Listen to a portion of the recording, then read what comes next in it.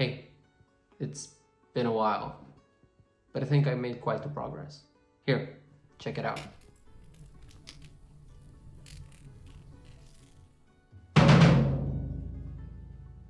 Hold this position! And here's what's new. The game needed menu. I went with a little bit darker ambient, but I think I went too far. Anyway, you can finally customize your character. This old map was handmade and not optimized.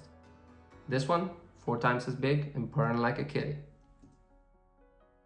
But the new world is procedurally generated. I helped myself with this tool. If you haven't yet, check it out on the asset store. It is really simple to use.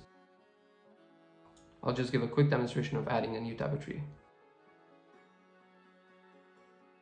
Beautiful. Plus I really like its node system.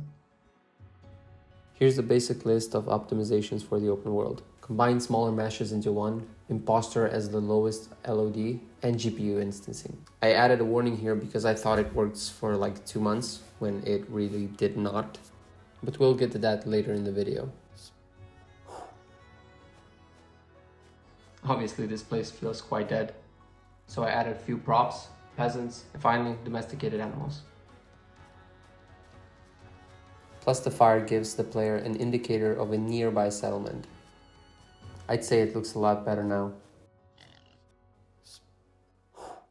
Because animals are more of a background creatures, I didn't want to use skin mesh renderer, which is quite expensive. For this, I picked up Mesh Animator for its animation shader.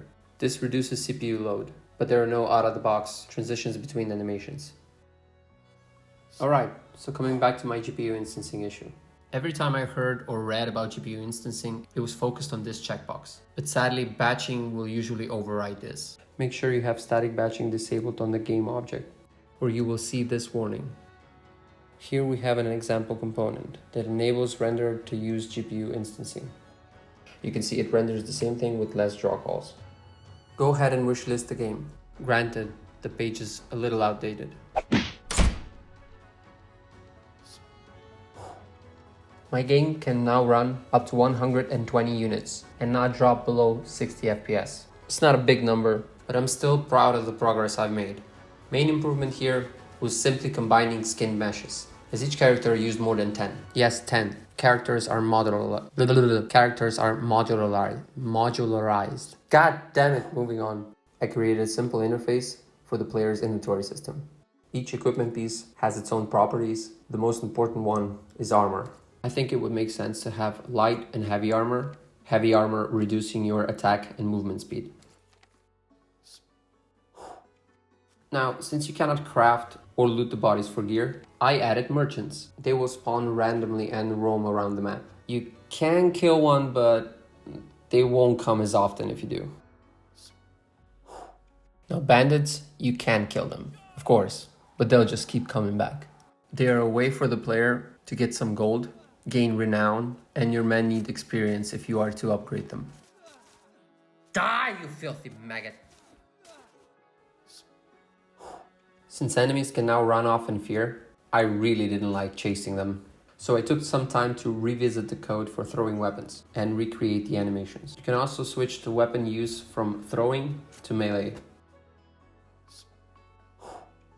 Okay, because tier 1 enemies and your recruits will be peasants, I introduced few tools as a weapon. New and improved user interface for dropping a weapon. As I already mentioned before, you can upgrade your experienced soldiers. There's a new visual update for single and mass upgrades. I'd also like to mention that formation and positioning behavior was improved. And there are new formation shapes. Alright, that will be it. I hope you enjoyed the video. You can leave a like and subscribe. Sorry, it only took me 6 months to make a video. Have a great day and thanks for watching.